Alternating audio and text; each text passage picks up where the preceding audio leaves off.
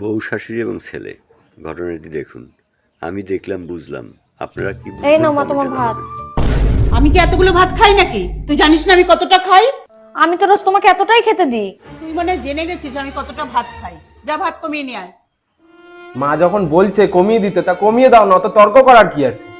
ঠিক আছে। এই কি গো, একটু শোনো এদিকে। কি হয়েছে বলো। তুমি না তোমার মায়ের সামনে একটু কথা কম বলবে। কেন, কি হয়েছে? কি হয়েছে এবার দেখো কি হয়।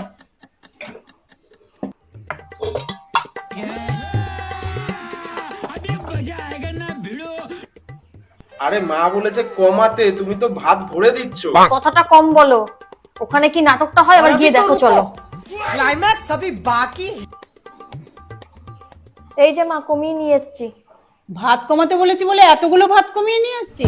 দেখ বাবু তোর বইয়ের অবস্থা, নে ভাত নিয়ে আয় যা আরো।